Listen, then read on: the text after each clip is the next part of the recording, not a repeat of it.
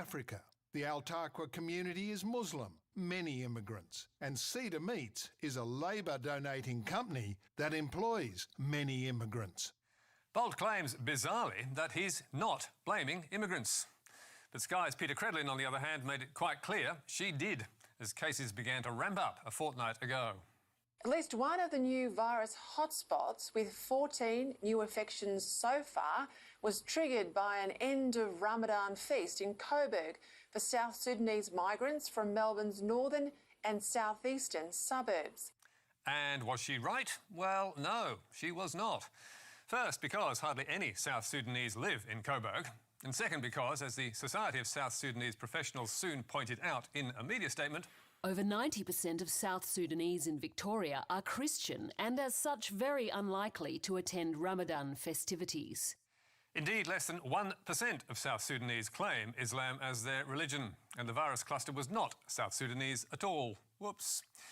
To her credit, the Sky News host, who was once famously Tony Abbott's chief of staff, agreed to meet community leaders and then went on air to admit she'd got it wrong.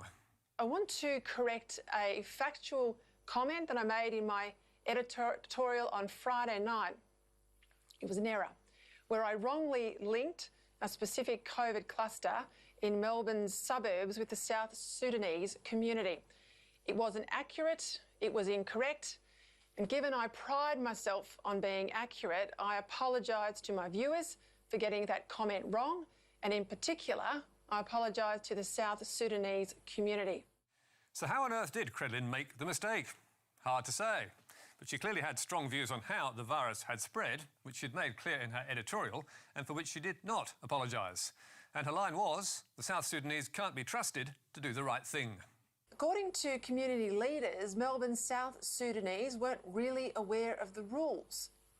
The same rules, of course, that we've been banging on about for months, not just in the media, but out in the streets, because, this is what they say, although community health messages were printed in the language of Dinka, many Sudanese migrants can speak Dinka, but they can't actually read it.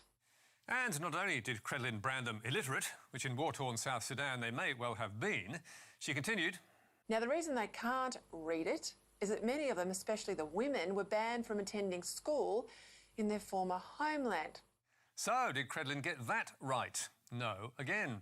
Or not according to the South Sudanese professionals, who responded, this is false. Women and girls are not banned from attending schools in South Sudan. Credlin's original editorial had finished off with an even broader attack on the character of South Sudanese immigrants, which went like this. If the culture is about gang membership, unemployment and an inability to speak Australia's national language, to the point of not even knowing about social distancing, doesn't that have to change urgently for everyone's good? Credlin did not apologise for that either, which led the South Sudanese professionals to issue a second statement branding her apology inadequate and saying, Ms Credlin's statements unjustifiably and unfairly attacked, demeaned, defamed and vilified the South Sudanese community. People were heartbroken, angry, deeply frustrated and felt racially targeted. The community is now preparing a complaint of racial vilification to the Human Rights Commission. And top silk, Ron Merkel QC, who led the successful racial discrimination action against Andrew Bolt, has taken on the case. We'll keep you posted. Yes, good evening. Hello, everybody. And this is Talk with Barach. I just was coming out seeing the Miss Credlin's statement on South Sudanese community. This is about a week ago on TV Sky News, you know. And she was really racially vilifying South Sudanese community and pointing them out and linking them with the, say, COVID-19 or, you know, COVID-19 virus spread, you know, or cluster spread in Victoria, linking South Sudanese with them. But that was really ridiculous. And we see, thank you a lot, or many thanks for Media Watch for clarifying a few points to us and just put it out there for white Australian to understand what was the motivation or what was the motive behind that. The media on South Sudanese is coming hard and is very huge impact on South Sudanese. And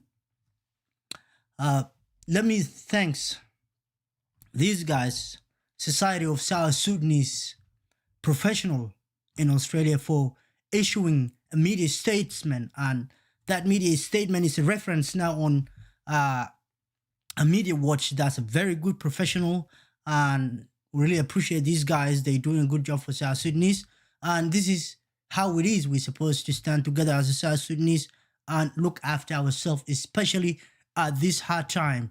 It's really very tough. It is very ridiculous, you know. She is really being tough on South Sudanese, and she was really, you know, unimaginably naive on South Sudanese. Why you just point out a section or a particular society, you know, has link with this coronavirus cluster in Victoria. That was unacceptable, and thanks for most of the South Sudanese who stand up for this. It's really ridiculous, you know, and it's unbelievable. Like when you see those kind of things happening here in Australia, you wouldn't believe it. You wouldn't believe it. This or those kind of stuff is happening to us at this time and at this era. We need to come together as a South Sudanese and really figure out our own things. I do believe there is no one from outside will come and help our own community. We need to step up. We need to take responsibility. We need to be in charge of our own destiny. This is a free country. You can talk. You can do things, you know, in the right way. And we're supposed to launch, you know, our complaint as the way these guys have done it. Is really a very good, you know, it's a big plus for them. They've done a good job, and I hope we all going to stand in one feet and do the best for ourselves as a South Sudanese. That was ridiculous, you know, media propaganda from, say, Sky News on a particular community in Australia. We all Australian. We work together. We do our best. We know the law. We follow the rules.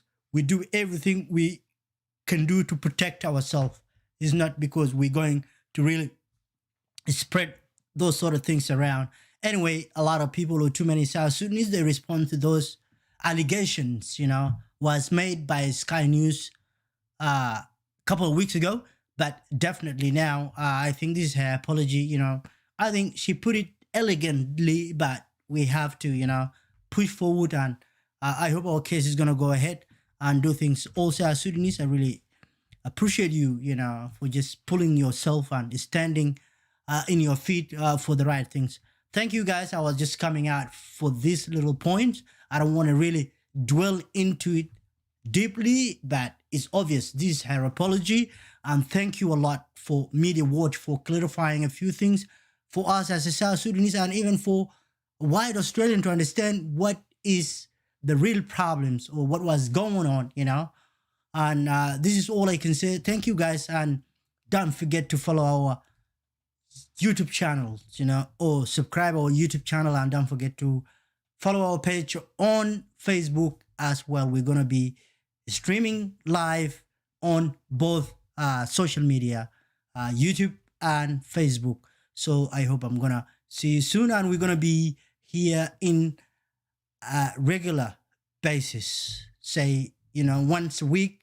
We're going to come with topic. We're going to bring people from all walk of life as a South Sudanese to talk about their experience, and we see how we're going to go until we get to a better place. Thank you, guys, and this is Talk with Baracha. You have a great night. Enjoy rest of your day or rest of your night. Thank you a lot, and I'll see you next time. Thank you.